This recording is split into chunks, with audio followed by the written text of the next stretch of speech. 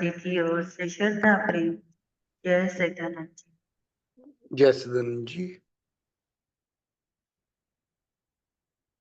वंदो चरण सरोज गुरु मुद मंगल आगारे। जैसे वत नर होत है भव सागर से पार। गुरु जी के सुमिरन मात्र से नाशक विघ्न अनंत। तास सरोवर में ध्यावत है सब संत। आप प्रगटे इस जगत में जीव काज सुधारने। शब्द नाव बनाई सुंदर दुखित जीव युवा।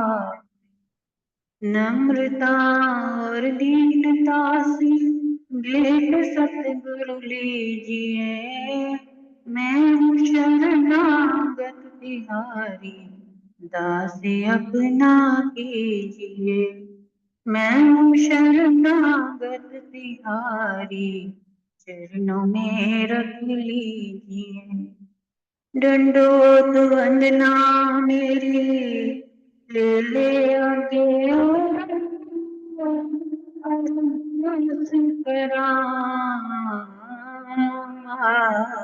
का। श्री परमहंस दयाल जी नाज दासी जी सदा रखना। बोल जयकारा बोल मेरे श्री गुरु महाराज की जय। गुरुमुख सज्जन मंडली अपने मन मंदिर में श्री परमहंसों की ओर ध्यान लगाते हुए श्रद्धा प्रेम से मीठे स्वर में बोलिए जयकारा बोल मेरे श्री गुरु महाराज की जय।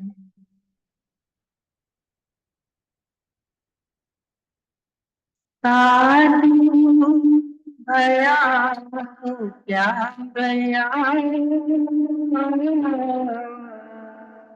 माला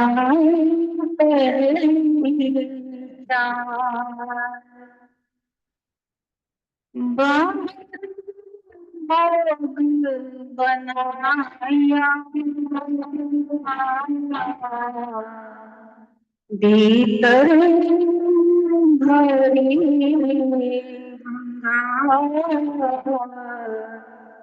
भीतर भरी बंगाल।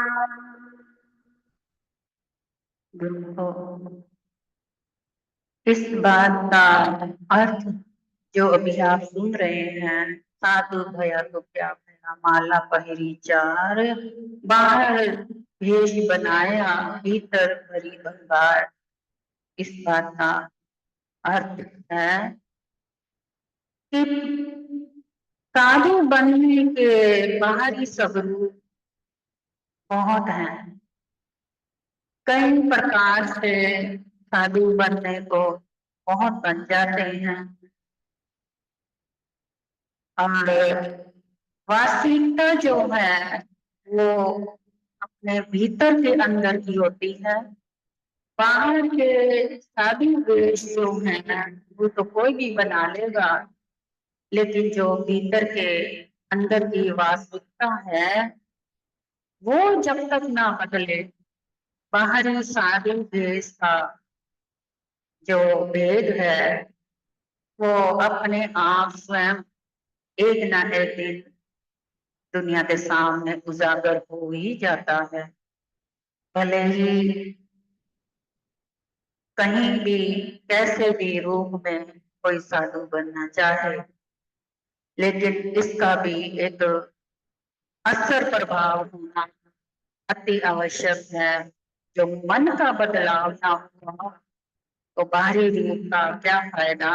मन में अगर विषय विकार द्वेष ये सब अगर भरे हुए हैं तो बाहर के देश का कोई फायदा नहीं।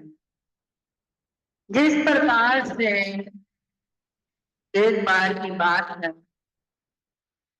कि एक शराबी निठल्ला जो था, जो किसी काम का बंदा नहीं था, लेकिन उसका परिवार भी उससे दुखी आ गया था, क्योंकि जो इंसान कुछ कमाता धमाता ना हो और नशे पत्ते करता हो, तो भला वो इस दुनिया में तो क्या, वो घर वालों के लिए भी बोझ है। और घर वाले इतने जब परेशान होकर के उसको रोज खाने देते, मोहल्ले वाले भी रोज उसको कुछ ना कुछ उल्टा सीधा अपशब्द बोलते रहते। इससे क्या होता था कि उसको कभी कोई असर ही नहीं हुआ, लेकिन जब कहते हैं समा आ जाता है परिवर्तन का, जिस प्रकार से इस संसार में भी अभी युग परिवर्तन चल रहा है, महायुग परिवर्तन हो रहा है, इसी प्रकार से मनुष्य का भी जब परिवर्तन होना आरंभ होता है, तो उसकी शुरुआत भीतर से होती है, ना कि ऊपर के दिखावे से होती है। भीतर से ही उसके मन में विचार उठता है कि मैं कब तक ऐसे बना रहूंगा। जिस प्रकार से एक इंसान एक ही चीज के पीछे पड़ा रहे रात दिन, तो अंदर से उसकी आत्मा एक ना एक दिन जरूर बोलती है कि आखिर ये कब तक, इसका भी तो आखिर कोई अंत होगा। तो ऐसे ही उस जीव के अंदर भी उसकी आत्मा जाती। तो बाहर कहीं जैसे रास्ते में निकलता पड़ता, उसने एक साधु देखा।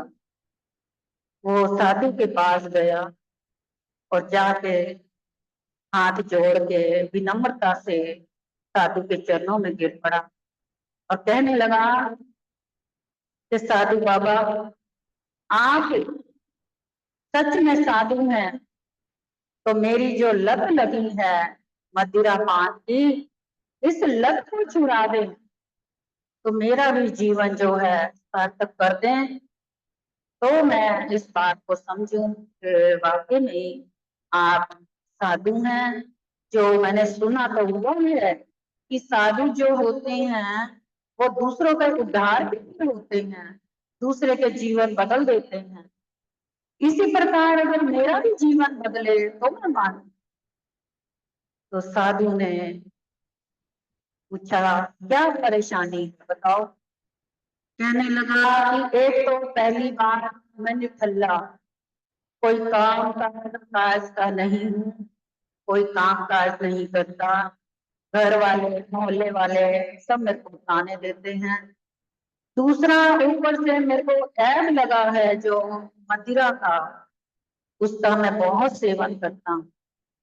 तो ये मेरी मदिरा अगर छूट जाए तो मैं किसी काम का बन जाऊं। इस मदिरा की वजह से मैं आज अभी किसी काम का नहीं रहा। साधु ने बोला कि जो हम कहेंगे करेगा। कहने लगा सब कुछ करूंगा, लेकिन एक मैं मदिरा नहीं छोड़ सकता, दूसरा सर पे चोटी नहीं रखूंगा। साधु ने कहा कोई बात नहीं, ठीक है। अब साधु ने उसको संत वस्त्र पहना दिए और गले में माला डाल दी।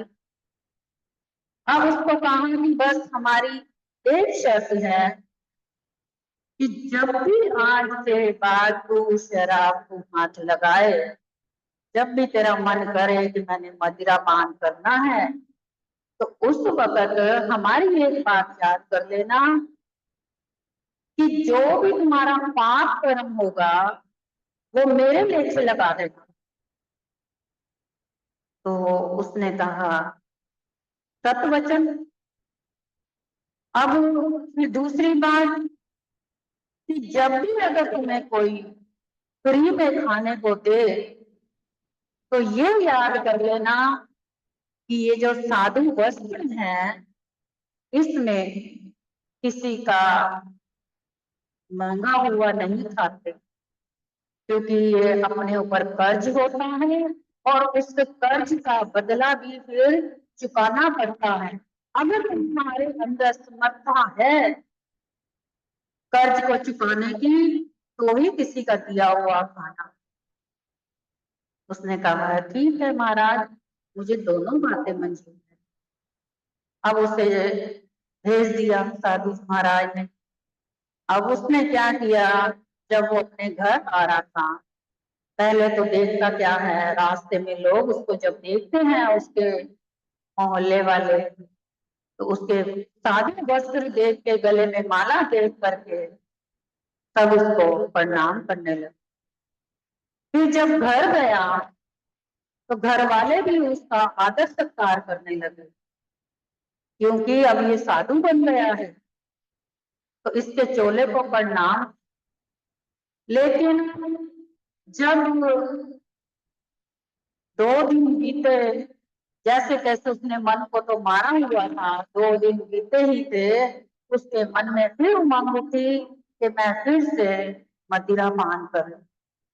अब जैसे ही वो मदिरा पान करने लगा, उसको साधु महाराज की वो बात याद आ गई कि तू जो भी मदिरा पान करेगा, उसका पाप रात का कर्म जो होगा वो मेरे लेके लगा देना, मैं भुगत लूंगा। उसके मन में अपने आप को आत्मा ने धिक्कारा कि ये क्या करने जा रहा है तू। जिस महाराज ने मेरे जीवन में इतनी बड़ी तब्दीली ला दी, जो लोग मुझे गाली गलौज देते थे, मेरा तिरस्कार करते थे और मुझे दुत्कारा जाया करता था, आज इतने लोग मेरे पांव छू रहे हैं, मेरे को प्रणाम कर रहे हैं, और उसी साधु के दिए हुए चोले को, माला को मैं बदनाम करूं और उसको मैं अपना पाप इसे सर पे डाल दूं, ऐसा कैसा हो सकता है। उसके हाथ में जैसे ही गिलास आया मदिरा का, उसी वक्त उसने वो गिलास जो था फेंक दिया और उसने कसम खा ली कि चाहे कुछ भी हो जाए, अब तो ये जीवन प्रभु के लेखे है। क्योंकि जब अंदर से मन बदल जाता है, परिवर्तनशील होता है, तो आत्मा भी फिर साथ देती है और आत्मा फिर बुरे मंदे कामों से छुड़ा लेती है अपने आप ही जीव को। गुरुमुखों, ये होते हैं लक्षण सही में अंदर से जब आत्मा जागृत हो जाए। जिसकी आत्मा जाग जाए, साधु वेश में कपड़ों से नहीं, आत्मा से बनता है, मन की वृत्तियों से बनता है, भावनाओं से बनता है, ऊपर के दिखावे प्रदर्शनी से नहीं। अभी जिस प्रकार से देखा जाए तो कुंभ के मेले में भी कितने साधु आ रखे हैं, आप सुनते ही होंगे। जितने भी साधु आए हैं, कुछ तो है सो है पहुंचे हुए, लेकिन कई ऐसे भी हैं जो ठगी करने वाले हैं, जिन्होंने भेष बना रखे हैं साधुओं के, मालाएं पहन रखी हैं और अपनी प्रदर्शनी कर रहे हैं कि हमने इतनी मालाएं पहन के अपने सिर पे मनकों का बोझ रखा है, या ऐसे अपने हाथ रखा है, या ऐसे टांग रखी है, या ऐसे इस प्रकार से हम इतने वर्षों से चल रहे हैं। इन बातों से देखा जाए तो कोई भक्ति नहीं होती है। भक्ति करने के लिए हमें कोई किसी किस्म का भी, कोई प्रकार का भी ढोंग रचाने की आवश्यकता नहीं होती। जिसने भक्ति करी है या जो अंदर की गहराइयों में जा चुका होता है, वो किसी को भी अपना दिखावा नहीं करता और ना ही कभी किसी को बताता है कि मैंने क्या करा है, क्या नहीं करा है। उसकी जो जीवन की विचार है या आचरण है, वो अपने आप स्वयं दिख जाते हैं कि साधुओं वाले विचार आचरण है भी या नहीं। जैसे कि आपको उदाहरण के तौर पे एक बात बताएं। एक बार की बात है, एक चोर था जो चोरियां करता था एक बार उसके मन में आया कि मैं राजा के घर महल में चोरी करूंगा तो मुझे काफी धन प्राप्त होगा, तो फिर मुझे बार बार चोरी करनी नहीं पड़ेगी, एक बार में भी चोरियां मेरी जो है उसी में पूरी हो जाएंगी, इतना धन आ जाएगा। और वो राजा के घर से चोरी करी उसने, जो भी हीरे जवाहरात थे सब उठा लिए। अब जब उसके पहरेदारों में सब में शोर मचा कि चोर चोर चोर, कोई महल में चोर घुस आया, तो राजा ने हुक्म दिया सिपाहियों को कि उस चोर का पीछा करो, कहाँ गया वो चोर, उसको ढूंढो, कहीं से भी ढूंढ के लाओ। अब सिपाही उसके पीछे पीछे भागे, लेकिन सिपाहियों को पता नहीं चला अंधेरे में वो कहाँ गायब हो गया। लेकिन उसके जो पद चिन्ह थे, पैरों के निशान, उसके सहारे सिपाही जो थे उस चोर तक पहुंच रहे थे। जहां पर उसके पद चिन्ह समाप्त होते थे वहां पर संत समागम सत्संग चल रहा था। और वहां जो सत्संग चल रहा था तो वहां जो संत थे वो सत्संग में जो फरमा रहे थे, चोर ने सोचा कि राजा के सिपाही अगर पकड़ ले गए तो मौत तो निश्चित है, इससे अच्छा क्यों ना अपना कुछ समय में संगत में बैठ जाऊंगा, आंखें मूंद कर, और किसी को मुझ पर शक भी नहीं होगा। और वो बैठ गया। तो सत्संग में जब उसने प्रवचन सुने, उसमें आया कि जो जीव भटकता भटकता अगर प्रभु की शरण में आ जाए, चाहे उसने कितने ही पाप अपराध करे, अगर वो किसी भी हालत में भटकता हुआ अपने प्रभु की शरण में आकर अपने आप को निडाल कर दे, तो उसके सारे पाप अपराध माफ हो जाते हैं। तो उसका भक्ति में नया जन्म होता है। पुराने जो उसका पाप अपराध है वो जब सारे समाप्त हो जाते हैं तो भक्ति में उसका जीवन नई से शुरुआत होती है, जन्म। उस साधु ने गुरुमुखों बीच में ऐसे नहीं करे, तो उस जीव ने, चोर ने ये बात अपने पल्ले बांध ली। अब जब सत्संग समाप्त हुआ सारी संगत उठकर चली गई,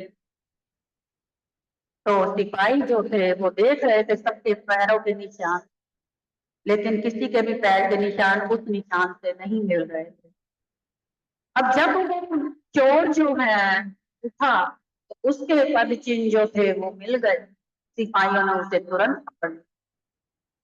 और जब राजमहल में ले गए उसको, तो राजा ने कहा कि इसको चोरी की सजा दी जाए, इसने चोरी करी है, हमारा माल कहाँ रखा है, हमारे जितने भी हीरे जवाहरात जो कुछ भी चुराया है वो सब ये अपने आप देगा, तो इसने चोरी करी है, इसको सजा देनी चाहिए।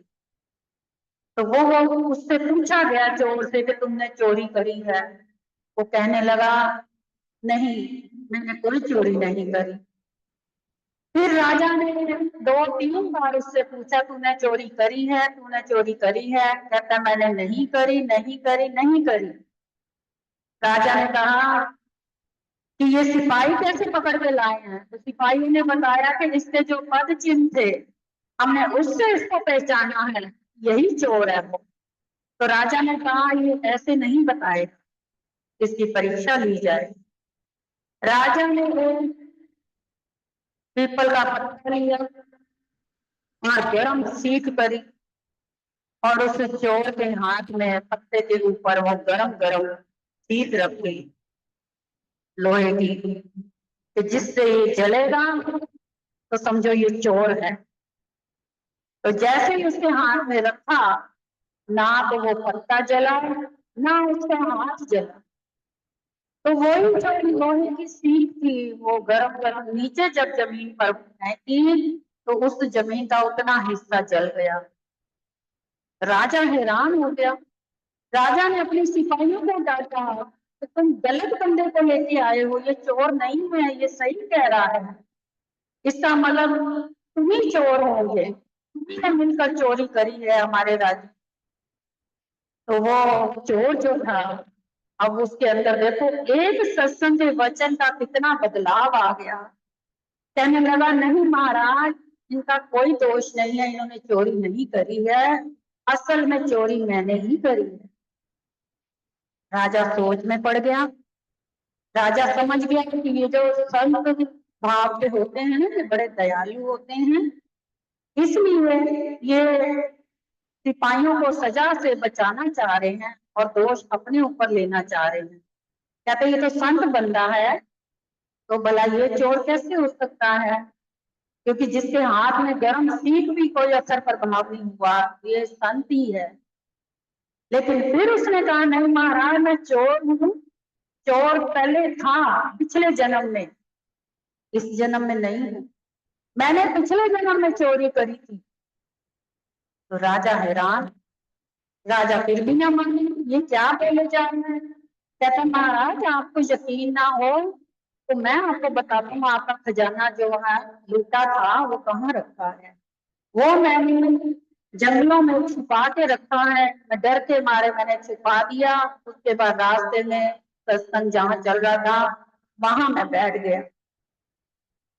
तो जब इस बात का राजा ने फिर पूछा कि फिर तुम्हारे हाथ में जो गर्म सीख रखी थी उससे कोई असर प्रभाव क्यों नहीं हुआ, तुम्हारा हाथ तो नहीं चला।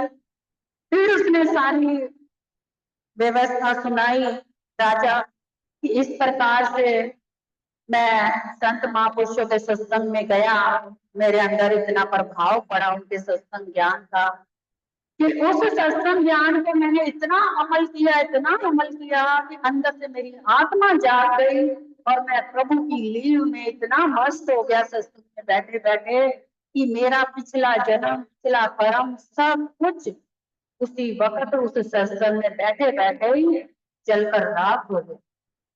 तो गुरुमुखो सत्संग की आधी घड़ी भी जो होती है, आधी से भी बुनियाद लेखे में सोही घड़ी जो पटे खोट अपराध, ऐसे नहीं महापुरुष फरमाते। इसी प्रकार से जो सत्संग है, ज्ञान है, इससे हमारा जीवन बदल भी जाता है और हमारे पाप अपराध भी समाप्त हो जाते हैं। अंतर आत्मा अंदर से उज्जवल होती है, मन की जो वृत्तियां हैं वो पवित्र होती हैं, भाव हमारे जो है श्रद्धा से भर जाते हैं, प्रभु के साथ प्रेम बढ़ जाता है, जिससे कि हमारा फिर नया जन्म नया जीवन आरंभ होता है। वो किस रूप में, एक गुरुमुख के रूप। तो आप और भाग्यशाली गुरुमुख हैं जो आपका नया जीवन जो आरंभ हुआ है, इस जीवन का लाभ प्राप्त करते हुए प्रभु का शुक्राना करें और उसके वचनों को अमल करते अपने जीवन का लाभ उठाते। बोलो जयकारा बोल मेरे श्री गुरु महाराज की।